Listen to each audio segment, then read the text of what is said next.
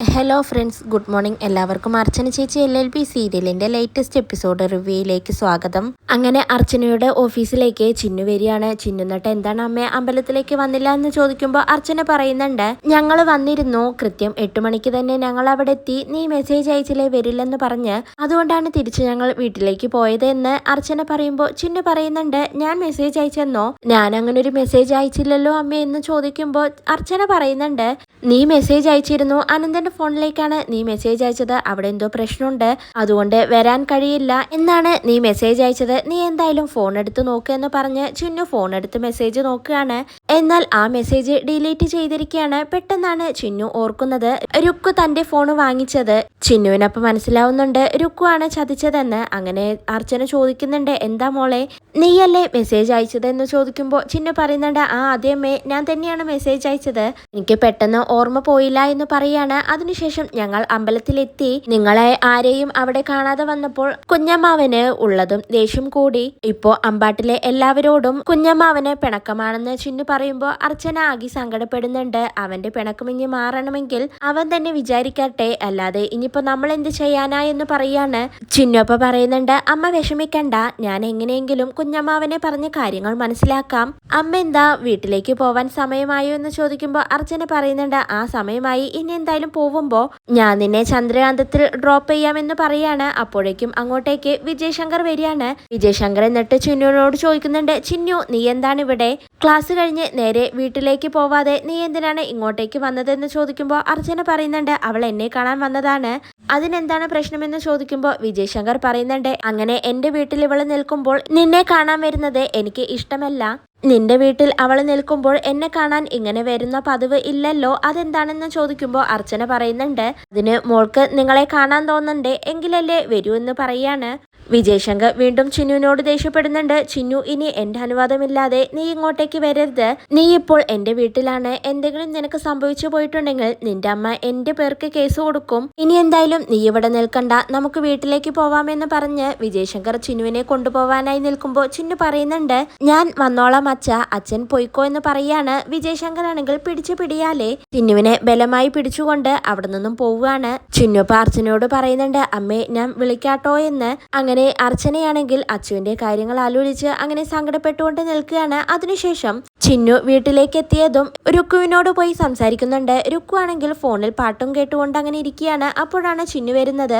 ചിന്നു എന്നിട്ട് രുക്കുവിനോട് ചോദിക്കുന്നുണ്ട്, ആന്റി, ഞാൻ ആന്റിയോട് ഒരു കാര്യം ചോദിക്കട്ടെ, ആന്റി എന്തിനാണ് എന്റെ ഫോൺ വാങ്ങിയത്, എന്നിട്ട് എന്തിനാണ് അനന്തമാമന് മെസ്സേജ് അയച്ചത്, അമ്പലത്തിലേക്ക് വരില്ലെന്ന് എന്തിനാണ് പറഞ്ഞത്, എന്തിനാണ് ഇങ്ങനെയെല്ലാം ചെയ്തത് ആന്റി എന്നൊക്കെ ചോദിക്കുമ്പോൾ രുക്കു അങ്ങനെ മനസ്സിൽ ചിന്തിക്കുന്നുണ്ട്, ഇവളെ എന്തെങ്കിലും മനസ്സിലാക്കിയിട്ടുണ്ടോ എന്ന്. രുക്കു എന്നിട്ട് ആദ്യം ഒന്ന് വെപ്രാളപ്പെടുന്നുണ്ടെങ്കിലും പിന്നീട് ചിന്നുവിനോട് പറയുന്നുണ്ട്, ഞാൻ മെസ്സേജ് അയച്ചെന്നോ, ഞാൻ എന്തിനാണ് നിന്റെ അനന്തമാമന് മെസ്സേജ് അയക്കുന്നത്, ഞാൻ ആർക്കും മെസ്സേജ് ഒന്നും അയച്ചില്ല എന്ന് പറയുമ്പോൾ ചിന്നു പറയുന്നുണ്ട്, രുക്കുവിന്റെ ആപ്പ് കയറ്റാനാണെന്ന് പറഞ്ഞ് ഫോൺ വാങ്ങിച്ച് മെസ്സേജ് അയച്ചു, ആന്റിയാണ് അത് ചെയ്തതെന്ന് എനിക്ക് മനസ്സിലായി, എന്തിനാണ് ആന്റി അങ്ങനെ ചെയ്തത്, പിന്നീട് ആന്റി ആ മെസ്സേജ് ഡിലീറ്റും ചെയ്തിരിക്കുന്നു എന്നൊക്കെ ചിന്നു അങ്ങനെ പറയാണ്. രുക്കു അപ്പോൾ ചിന്നുവിനോട് പറയുന്നുണ്ട്, നീ എന്നോട് തർക്കിക്കാൻ നിൽക്കണ്ട, നീ എന്നെ ചോദ്യം ചെയ്യാൻ മാത്രമായോ, മര്യാദയ്ക്ക് അകത്തേക്ക് കയറിപ്പോയെന്നൊക്കെ ചിന്നുവിനോട് അങ്ങനെ രുക്കു പറയാണ്. അപ്പോഴാണ് അങ്ങോട്ടേക്ക് അച്ചു വരുന്നത്. അച്ചു എന്നിട്ട് രുക്കുവിനോട് ചോദിക്കുന്നുണ്ട്, ഇവിടെ എന്താണ് പ്രശ്നമെന്ന്. അച്ചുവിനെ കാണുന്നതും രുക്കു ആകെ കള്ളക്കരച്ചിൽ കരയാണ്.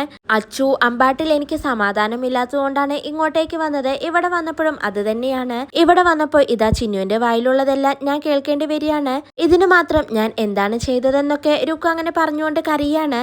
അച്ചു ഇപ്പൊ ചിന്നുവിനോട് ചോദിക്കുന്നുണ്ട്, എന്താ ചിന്നു പ്രശ്നം, നീ എന്താണ് അവളെ പറഞ്ഞതെന്ന് ചോദിക്കുമ്പോൾ ചിന്നു പറയുന്നുണ്ട്, ഞാൻ എന്താണ് പറഞ്ഞതെന്ന് ആന്റിക്ക് അറിയാം, ആന്റി എന്താണ് ചെയ്തതെന്നും അറിയാം എന്ന് ചിന്നു പറയുമ്പോൾ അച്ചു രുക്കുവിനോട് എന്താണെന്ന് ചോദിക്കുകയാണ്. രുക്കു അപ്പൊ പറയുന്നുണ്ട്, ഇന്ന് അമ്പലത്തിലേക്ക് ഇവള് തന്നെയല്ലേ നമ്മളെ കൂട്ടിക്കൊണ്ടു പോയത്, എന്നിട്ട് അവര് വരാത്തത് ഇപ്പോ നമ്മുടെ പ്രശ്നമാണോ, അതിനാണ് ഇവൾ എന്നോട് വഴക്കിടുന്നത് എന്നൊക്കെ രുക്കു അങ്ങനെ പറയാണ്. ചിന്നു അപ്പോ ഉള്ള കാര്യം അച്ചുവിനോട് തുറന്നു പറയാണ്. കുഞ്ഞമ്മാവ, ഇന്ന് അമ്മയും മാമന്മാരും അമ്പലത്തിലേക്ക് വന്നിരുന്നു, പക്ഷേ രുക്കു ആന്റി എന്റെ ഫോണും വാങ്ങിക്കൊണ്ട് അനന്തമാമന് മെസ്സേജ് അയച്ചു, നമ്മൾ ഇന്ന് വരില്ലെന്ന് പറഞ്ഞ്, അതുകൊണ്ടാണ് അവര് വീട്ടിലേക്ക് തിരികെ പോയതെന്ന് ചിന്നു പറയുമ്പോൾ അച്ചു രുക്കുവിനോട് ചോദിക്കുന്നുണ്ട്, രുക്കു നീ അങ്ങനെ ചെയ്തോ, എന്തിനാണ് അങ്ങനെയെല്ലാം ചെയ്തതെന്ന് പറയുമ്പോൾ രുക്കു പറയുന്നുണ്ട്, നീയാണേ സത്യം അച്ചു, ഞാൻ അങ്ങനെയൊന്നും ചെയ്തിട്ടില്ല, എനിക്കങ്ങനെ ചെയ്യേണ്ട ആവശ്യം എന്താണ്? എങ്കിൽ പിന്നെ എനിക്ക് അമ്പലത്തിലേക്ക് വരാതിരുന്നാ പോരായിരുന്നോ? ഞാൻ അങ്ങനെ ചെയ്യുമെന്ന് നീ വിശ്വസിക്കുന്നുണ്ടോ? അങ്ങനെ ഞാൻ എന്തെങ്കിലും ചെയ്തിട്ടുണ്ടെങ്കിൽ ഇവള് തെളിവ് കാണിക്കട്ടെ എന്ന്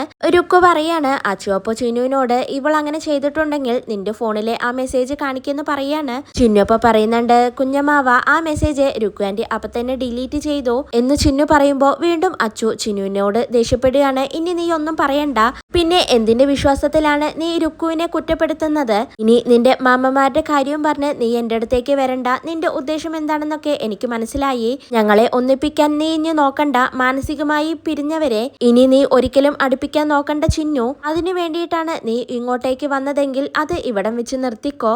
നിന്റെ അമ്മയെ ഞാൻ ഒന്നും പറയുന്നില്ല. പക്ഷേ നിന്റെ മാമന്മാര് അവരെന്തെങ്കിലും വന്നാൽ ഒറ്റക്കെട്ടാണ്. ഞാൻ എപ്പോഴും ഒറ്റയ്ക്കും. ഇന്ന് ഈ വീട്ടുകാരുടെ മുന്നിൽ വെച്ചാണ് നീ എന്നെ നാണം കെടുത്തിയത്. എല്ലാവരുടെ മുന്നിൽ ഞാൻ അപമാനിക്കപ്പെട്ടില്ലേ? അമ്പലത്തിൽ പോകുന്നതിന് നീ ഒരു കാരണം പറഞ്ഞു. ഇപ്പൊ ഇതാ അവര് അമ്പലത്തിലേക്ക് വരാതിരുന്നതിനുള്ള കാരണം നീ പറയുന്നു. ഇനി എനിക്ക് ഒന്നും കേൾക്കണമെന്നില്ല. എനിക്കെല്ലാം മനസ്സിലായി. ഇനി എന്നെ തിരുത്താനായി നീ കഷ്ടപ്പെടേണ്ടതില്ല. നീ ഇപ്പൊ എന്തായാലും ചെല്ലു ചിന്നു എന്ന് അച്ചു അങ്ങനെ ദേഷ്യത്തോടെ ചിന്നുവിനോട് പറയാണ്. ചിന്നു ആണെങ്കിൽ സങ്കടപ്പെട്ടുകൊണ്ട് റൂമിലേക്ക് പോകുന്നുണ്ട്. അച്ചുവും രുക്കുവിനെ നോക്കിക്കൊണ്ട് റൂമിലേക്ക് പോവുകയാണ്. രുക്കു ആണെങ്കിൽ ചിന്നുവിന് പണി കിട്ടിയതിൽ സന്തോഷിച്ച് അങ്ങനെ നിൽക്കുകയാണ്. അതിനുശേഷം രാത്രിയിൽ അച്ചു പറഞ്ഞതെല്ലാം ഓർത്ത് ചിന്നു അങ്ങനെ സങ്കടപ്പെട്ടുകൊണ്ട് പുറത്ത് നിൽക്കുകയാണ്. അപ്പോഴാണ് അതുവഴി ചന്ദ്ര വരുന്നത്. ചന്ദ്ര എന്നിട്ട് ചിന്നുവിനോട് ചോദിക്കുന്നുണ്ട്, എന്താണ് ചിന്നു നിന്റെ മുഖത്തൊരു വിഷമം? എന്തെങ്കിലും പ്രശ്നമുണ്ടോ? ഹരിയുമായിട്ട് നീ എന്തെങ്കിലും വഴക്കിട്ടോ? നീ എന്താണ് ഒന്നും മിണ്ടാതെ നിൽക്കുന്നത് ചിന്നു? എന്തെങ്കിലും പ്രശ്നമുണ്ടെങ്കിൽ അത് തുറന്നു പറ. ഇല്ലെങ്കിൽ നിന്റെ അച്ഛൻ വന്നാൽ അതിനെ എനിക്കാണ് വഴക്ക് കേൾക്കുന്നതെന്ന് ചന്ദ്ര അങ്ങനെ പറയാണ്. ചിന്നു അപ്പൊ ചന്ദ്രയോട് പറയുന്നുണ്ട്, ഒന്നുമില്ല ചെറിയമ്മേ, എനിക്കൊരു പ്രശ്നവും ഇല്ല എന്ന് പറഞ്ഞ് ചിന്നു അകത്തേക്ക് പോകുന്നുണ്ട്. അപ്പോഴേക്കും രുക്കു അങ്ങോട്ടേക്ക് വരികയാണ്. രുക്കു എന്നിട്ട് എന്താ ചേച്ചി കാര്യമെന്ന് ചന്ദ്രയോട് ചോദിക്കുകയാണ്. ചന്ദ്ര ഇപ്പൊ പറയുന്നുണ്ട്, ചിന്നുവിന്റെ മുഖം നീ കണ്ടോ? ആകെ വിഷമിച്ചുകൊണ്ടാണ്. എന്താണെന്ന് ചോദിച്ചപ്പോ അവൾ ഒന്നുമില്ലെന്ന് പറഞ്ഞു. ഇനിയിപ്പോ അവൾക്ക് അവളുടെ വീട്ടുകാരെ കാണാത്തതിന്റെ സങ്കടമാണെന്നുണ്ടെങ്കിൽ എന്തിനാണ് ഇവിടെ കടിച്ചു തൂങ്ങി നിൽക്കുന്നത്? വിജയേട്ടൻ എന്തിനാണ് ഇനിയും അവളെ ഇവിടെ നിർത്തിയിരിക്കുന്നത്? പറഞ്ഞു വിട്ടൂടെ എന്ന് ചോദിക്കുമ്പോ രുക്കു പറയുന്നുണ്ട്, അവളുടെ വീട്ടുകാരെ കാണാത്തതിന്റെ വിഷമൊന്നുമല്ല അവൾക്ക് ചേച്ചി എന്ന് അച്ചുവിന്റെ വായിൽ നിന്ന് അവൾക്ക് നല്ല വഴക്ക് കേട്ടിട്ടുണ്ട്. എന്റെ മുന്നിൽ വെച്ചാണ് അച്ചു ചിന്നുവിന് നല്ല ശരിക്കും കൊടുത്തത്. അവളെ നിർത്തി പൊരിച്ചിട്ടുണ്ടെന്നൊക്കെ രുക്കു അങ്ങനെ ചന്ദ്രയോട് പറയാണ്. ചന്ദ്രപ്പ ചോദിക്കുന്നുണ്ട്, അച്ചു എന്തിനാണ് അവളോട് ദേഷ്യപ്പെട്ടത്? അങ്ങനെ വരാൻ വഴിയില്ലല്ലോ എന്ന് ചോദിക്കുമ്പോ രുക്കു പറയുന്നുണ്ട്, ഞാനാണ് അവളുടെ ഫോണിൽ നിന്ന് അനന്തേട്ടന് മെസ്സേജ് അയച്ചതെന്ന് അവൾക്ക് മനസ്സിലായി. അതും പറഞ്ഞ് അവൾ എന്നെ കൊടുക്കാൻ നോക്കി. പക്ഷേ സംഗതി ചീറ്റിപ്പോയി. ചിന്നുവിന്റെ ഉദ്ദേശം അച്ചുവിന് എന്തായാലും മനസ്സിലായി. ഇനി എന്തായാലും അവന് ചിന്നുവിനെ വിശ്വസിക്കാൻ പോകുന്നില്ല. ഇന്ന് അമ്പലത്തിൽ വെച്ച് നാണം കെട്ടതിന്റെ കലിപ്പിലായിരുന്നു അച്ചു. ആ ദേഷ്യമാണ് ചിന്നുവിനോട് തീർത്തത്. അവൾക്ക് പ്രതീക്ഷിക്കാതെ തിരിച്ചടിയാണ് കിട്ടിയതെന്ന് രുക്കു പറയുമ്പോ ചന്ദ്ര പറയുന്നുണ്ട്, അതേതായാലും നന്നായി. അവൾ എന്തെങ്കിലും പറയാനോ ചെയ്യാനോ വിജയേട്ടനും അച്ചുവും സമ്മതിക്കില്ലല്ലോ. അവള് ഇവിടെ ഇടിച്ചേറി വന്നപ്പോഴേ എനിക്ക് സംശയമുണ്ടായിരുന്നു. എന്തിനാണ് അവളെ പറയുന്നത്? ഇതിനെല്ലാം കാരണം വിജയേട്ടൻ ഒറ്റൊരുത്തനാണ്. അച്ഛനും മാമനും അപ്പുറത്തും ഇപ്പുറത്തും ബലമായി നിൽക്കുന്നത് കൊണ്ടല്ലേ അവൾക്ക് ഇത്ര നെകളിപ്പ്? അവളെ എത്രയും പെട്ടെന്ന് ഇവിടെ നിന്ന് പോയി കിട്ടിയാൽ മതിയായിരുന്നു. അല്ലെങ്കിൽ എന്റെ കൺട്രോൾ പോകുമെന്നൊക്കെ ദേഷ്യത്തോടെ ചന്ദ്ര അങ്ങനെ പറയാണ്. രുക്കു അപ്പൊ ചന്ദ്രയോട് പറയുന്നുണ്ട്, ചേച്ചി ഒന്ന് സമാധാനപ്പെട്. അവൾ ഇവിടുന്ന് തനിയെ തന്നെ പോയിക്കോളുമെന്ന് പറയാണ്. ആര്യയാണെങ്കിൽ അങ്ങനെ പഠിച്ചുകൊണ്ടിരിക്കുകയാണ്. പഠിക്കുമ്പോൾ പോലും ചിന്നുവിനോടുള്ള ദേഷ്യമാണ് ആര്യയ്ക്ക്. ഇന്നും അവളുടെ കൂടെ ഈ റൂം ഷെയർ ചെയ്യണമല്ലോ. ഇത് വല്ലാത്തൊരു ശല്യമായല്ലോ എന്നൊക്കെ ആര്യ അങ്ങനെ ചിന്തിച്ചുകൊണ്ടിരിക്കുകയാണ്. അപ്പോഴാണ് റൂമിലേക്ക് ചിന്നു വരുന്നത്. ചിന്നു വന്നതും ബെഡിലേക്ക് കിടക്കാനായി പോകുമ്പോഴേക്കും ആര്യ പറയുന്നുണ്ട്, നീ ആ ബെഡിൽ കിടക്കണ്ട. നീ ആ ബെഡിൽ കിടക്കുന്നത് എനിക്ക് ബുദ്ധിമുട്ടാണ്. ഇന്നലെ നീ കിടന്നോ? ശരി പോട്ടെ എന്ന് വിചാരിച്ചു. ഇന്ന് നീ നിലത്ത് കിടന്നാൽ മതി. തറയിൽ ബെഡ്ഷീറ്റ് വിരിച്ച് കിടന്നോ? എനിക്ക് ബെഡിൽ ഒറ്റയ്ക്ക് കിടക്കണം. അതാണ് ശീലം. അതെന്തായാലും ഞാൻ മാറ്റാൻ പോകുന്നില്ല എന്നൊക്കെ ആര്യ അങ്ങനെ ചിന്നുവിനോട് പറയാണ്. ചിന്നു ഇപ്പൊ പറയുന്നുണ്ട്, ശരി ഞാൻ നിലത്ത് കിടന്നോളാം. ഞാൻ തറയിൽ കിടക്കാനെല്ലാം എന്റെ വീട്ടിൽ നിന്ന് ശീലിച്ചിട്ടുണ്ട്. എനിക്കൊരു ബുദ്ധിമുട്ടില്ല എന്ന് ചിന്നു അങ്ങനെ പറയുമ്പോ ആര്യ ശരിയെന്ന് പറഞ്ഞ് ഒരു ബെഡ്ഷീറ്റും പില്ലോ എടുത്ത് ചിന്നുവിന് കൊടുക്കുകയാണ്. ചിന്നു അത് വിരിച്ച് നിലത്ത് കിടക്കുന്നുണ്ട്. ആര്യാണെങ്കിൽ ബെഡിൽ കിടന്നുകൊണ്ട് ചിന്നുവിന് ഒരു പണി കൊടുക്കാൻ പറ്റിയതിൽ സന്തോഷിക്കുകയാണ്. അപ്പോഴേക്കും ഇത് കണ്ടുകൊണ്ടാണ് അങ്ങോട്ടേക്ക് വിജയ് ശങ്കർ വരുന്നത്. വിജയ് ശങ്കർ എന്നിട്ട് മനസ്സിൽ ചിന്തിക്കുന്നുണ്ട്, ആര്യ നല്ലൊരു പണിയെ തന്നെയാണല്ലോ ചിന്നുവിന് കൊടുത്തിരിക്കുന്നത്. പക്ഷേ ഈ സിറ്റുവേഷൻ കൈകാര്യം ചെയ്തില്ലെങ്കിൽ ചിന്നു പിന്നീട് ഇങ്ങോട്ടേക്ക് വരില്ല. അത് പിന്നീട് എനിക്കൊരു തിരിച്ചടിയാവുമെന്ന് പറഞ്ഞ് വിജയ് ശങ്കർ ആര്യയോട് പോയി ദേഷ്യപ്പെടുന്നുണ്ട്. ആര്യ നീ ഇതെന്താണ് കാണിക്കുന്നത്? ചിന്നുവിന് എന്തിനാണ് നിലത്ത് കിടത്തിയിരിക്കുന്നത്? നിന്റെ ചേച്ചിയല്ലേ ഇവള്. എനിക്ക് നിങ്ങൾ രണ്ടുപേരും ഒരുപോലെ തന്നെയാണ്. ഇവൾക്ക് എത്ര വിഷമുണ്ടാവും നിലത്ത് കിടക്കുന്നത്? ഒന്നില്ലെങ്കിലും നിന്റെ ചേച്ചിയല്ലേ ഇത്. അവളെ കൂടി ഇവിടെ കിടത്തുക എന്ന് പറയുമ്പോൾ ആര്യ പറയുന്നുണ്ട്, അത് പറ്റില്ല, എനിക്ക് ഒറ്റയ്ക്ക് കിടന്നാണ് ശീലം, അത് തന്നെ ഞാൻ ചെയ്യുള്ളൂ എന്ന് പറയുമ്പോൾ വിജയ് ശങ്കർ ആര്യയോട് ദേഷ്യപ്പെടുകയാണ്. അപ്പോഴേക്കും അങ്ങോട്ടേക്ക് ചന്ദ്രയും വരുന്നുണ്ട്. ചന്ദ്ര എന്നിട്ട് വിജയ് ശങ്കറിനോട് എന്താണ് പ്രശ്നമെന്ന് ചോദിക്കുമ്പോൾ വിജയ് ശങ്കർ എല്ലാ കാര്യങ്ങളും ചന്ദ്രയോട് പറയാണ്. ചന്ദ്ര എന്നിട്ട് ആര്യയോട് ദേഷ്യപ്പെടുന്നുണ്ട്. ആര്യ, നിനക്ക് എന്തിന്റെ കേടാണ്? ഇവളെ എന്തിനാണ് നീ തറയിൽ കിടത്തിയിരിക്കുന്നത് എന്ന് ചോദിക്കുകയാണ്. അങ്ങനെ വിജയ് ശങ്കർ വീണ്ടും ആര്യയോട് ദേഷ്യപ്പെട്ടുകൊണ്ടേയിരിക്കുകയാണ്. ആര്യയാണെങ്കിൽ വാശിയോടെ തന്നെ പറയുന്നുണ്ട്, എനിക്ക് പറ്റില്ല, എനിക്ക് ഒറ്റയ്ക്ക് കിടക്കണമെന്ന് പറയുമ്പോൾ വിജയ് ശങ്കർ പറയുന്നുണ്ട്, എങ്കിൽ പിന്നെ നീ നിലത്ത് കിടന്നോ, ചിന്നു മോളെ നീ കയറി ബെഡിൽ കിടക്കുക എന്ന് പറയാണ്. ചിന്നു അപ്പോൾ നിലത്ത് കിടന്നോളാം എന്ന് പറയുന്നുണ്ടെങ്കിലും വിജയ് ശങ്കർ അതിന് സമ്മതിക്കുന്നില്ല. അങ്ങനെ ചിന്നു ബെഡിലും ആര്യ നിലത്തും കിടക്കുകയാണ്. വിജയ് ശങ്കർ എന്നിട്ട് ദേഷ്യപ്പെട്ടുകൊണ്ട് അവിടെ നിന്നും പോകുന്നുണ്ട്. ചന്ദ്രയാണെങ്കിൽ ചിന്നുവിനോട് പോയി ചോദിക്കുന്നുണ്ട്, നിനക്ക് എന്തിന്റെ കേടാണടി, നീ എന്താ ഇവിടെ വഴക്കുണ്ടാക്കാൻ വന്നതാണോ എന്ന് ചോദിക്കുമ്പോൾ ചിന്നു പറയുന്നുണ്ട്, ഞാൻ പറഞ്ഞതല്ലേ നിലത്ത് കിടന്നോളാമെന്ന്, അച്ഛനല്ലേ സമ്മതിക്കാതിരുന്നത് എന്ന് ചോദിക്കുമ്പോൾ ചന്ദ്ര പറയുന്നുണ്ട്, എങ്കിൽ പിന്നെ നീ ഇപ്പോൾ താഴെ ഇറങ്ങി കിടക്കുക എന്ന് പറയുമ്പോൾ ചിന്നു പറയാണ്, ഇനിയും അച്ഛൻ അത് കണ്ടുവന്നാൽ എന്നോട് ദേഷ്യപ്പെടില്ലേ, അതുകൊണ്ട് ഇനിയിപ്പോൾ ഞാൻ ഇവിടെ തന്നെ കിടക്കാമെന്ന് പറയാണ്. ചന്ദ്രപ്പ ആര്യയോട് പറയുന്നുണ്ട്, ആര്യ നീ ഇവിടെ ബെഡിൽ വന്ന് കിടക്കുക എന്ന് പറയുമ്പോൾ ആര്യ പറയുന്നുണ്ട്, ഞാൻ ഇവിടെ തന്നെ കിടന്നോളാം, അച്ഛനും അതാണല്ലോ ഇഷ്ടമെന്ന് പറയാണ്. ചന്ദ്രയാണെങ്കിൽ ആകെ ദേഷ്യപ്പെട്ടുകൊണ്ട് നിങ്ങൾ എന്തെങ്കിലും ചെയ്യുമെന്ന് പറഞ്ഞ് ദേഷ്യത്തോടെ പുറത്തേക്ക് പോകുന്നുണ്ട്. പുറത്തു പോയതിനു ശേഷം ചന്ദ്ര അങ്ങനെ മനസ്സിൽ ചിന്തിക്കുന്നുണ്ട്, എടി ചിന്നു, നിന്നെ ഞാൻ അധിക നാൾ ഇവിടെ വാഴിക്കില്ല, നിന്നെ എത്രയും പെട്ടെന്ന് തന്നെ ഈ വീട്ടിൽ നിന്ന് ഞാൻ പുറത്താക്കുമെന്ന് ചന്ദ്ര അങ്ങനെ ചിന്തിക്കുകയാണ്. പിറ്റേ ദിവസം രാവിലെ ചന്ദ്ര അങ്ങനെ ന്യൂസ് പേപ്പർ വായിച്ചുകൊണ്ടിരിക്കുകയാണ്. അപ്പോഴാണ് അങ്ങോട്ടേക്ക് ആര്യ വരുന്നത്. ആര്യ വന്നിട്ട് ചന്ദ്രയോട് പറയുന്നുണ്ട്, അമ്മേ എനിക്ക് ആകെ ശരീരമെല്ലാം വേദനിക്കുന്നു എന്ന് പറയുമ്പോൾ ചന്ദ്ര പറയുന്നുണ്ട്, നീ ഇന്നലെ വാശി കാണിച്ചിട്ടല്ലേ ഞാൻ പറഞ്ഞതല്ലേ നിന്നോട് ബെഡിൽ കയറി കിടക്കുക എന്ന്, അതുകൊണ്ടാണ് മേലൊക്കെ വേദനിക്കുന്നത് എന്ന് പറയാണ്.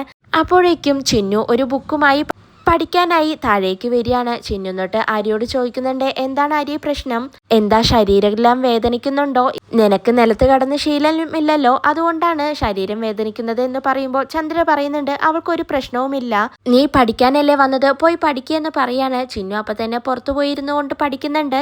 ആര്യയാണെങ്കിൽ ചന്ദ്രയോട് പറയുന്നുണ്ട്, അവൾ എന്നെ കളിയാക്കിയതാണ്, ഞാനിപ്പോൾ അവളെ ശരിയാക്കി തരാമെന്ന് പറഞ്ഞ് പുറത്തേക്ക് പോവാൻ നിൽക്കുന്നതും ചന്ദ്ര ആര്യയെ പിടിച്ചു നിർത്തുന്നുണ്ട്. ആര്യ, നീ ഇപ്പോൾ അവളെടുത്ത് വഴക്കൊന്നും ഉണ്ടാക്കാൻ പോവണ്ട, ഇനി ഇതും അറിഞ്ഞാൽ നിന്റെ അച്ഛൻ അവളുടെ മുന്നിൽ വെച്ച് ഇനിയും നിന്നെ നാണം കെടുത്തും, നീ എന്തായാലും ഇവിടെ ഇരിക്കെ, ഞാൻ നിനക്ക് ചോക്ലേറ്റ് കോഫി ഉണ്ടാക്കി തരാമെന്ന് പറഞ്ഞ് ചന്ദ്ര അടുക്കളയിലേക്ക് പോവുകയാണ്. ആര്യയാണെങ്കിൽ ചിന്നുവിനെയും നോക്കിക്കൊണ്ട്, നിന്നെ ഞാൻ ഇന്ന് കിടത്തുമടി എന്ന് പറഞ്ഞ് അടുക്കളയിലേക്ക് പോകുന്നുണ്ട്.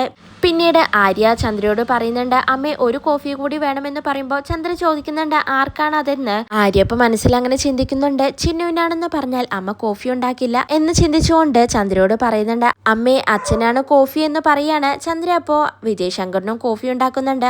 അപ്പോഴേക്കും ചന്ദ്രയുടെ ഫോണിലേക്ക് ഒരു കോള് വരികയാണ്. ചന്ദ്ര എന്നിട്ട് ആര്യയ്ക്കുള്ള കോഫിയും കൊടുത്ത് ഈ കോഫി അച്ഛനും കൊടുക്കെന്ന് പറഞ്ഞ് പോയി കോള് അറ്റൻഡ് ചെയ്യാണ്. ആര്യയാണെങ്കിൽ വിജയ് ശങ്കറിനാണെന്ന് പറഞ്ഞുണ്ടാക്കിയ കോഫിയിൽ അവിടെ നിന്നും വിമ്മെടുത്ത് കലക്കുകയാണ്. എന്നിട്ട് അത് കൊണ്ടുപോയി ഡൈനിങ് ടേബിളിൽ വെക്കുന്നുണ്ട്. എന്നിട്ട് വളരെ സ്നേഹത്തോടെ, ചിന്നു ഇതാ നിനക്ക് ചോക്ലേറ്റ് കോഫി ഉണ്ടാക്കിയിട്ടുണ്ടെന്ന് പറഞ്ഞ് ചിന്നുവിനോട് അത് കുടിക്കാനായി വരാൻ പറയാണ്. ചിന്നു അപ്പം തന്നെ അകത്തേക്ക് പോകുന്നുണ്ട്. കോഫി എടുത്ത് ആര്യ ചിന്നുവിന് കൊടുക്കുകയാണ്. ഇത് കുടിക്കുക പറയുമ്പോൾ ചിന്നു പറയുന്നുണ്ട്, എനിക്കിത് വേണ്ട, ഞാനിത് കുടിക്കില്ല എന്ന് പറയാണ്. അപ്പോഴേക്കും ഇതും കണ്ടുകൊണ്ടാണ് അങ്ങോട്ടേക്ക് ചന്ദ്ര വരുന്നത്. ഇതോടെയാണ് ഇന്നത്തെ എപ്പിസോഡ് അവസാനിക്കുന്നത്.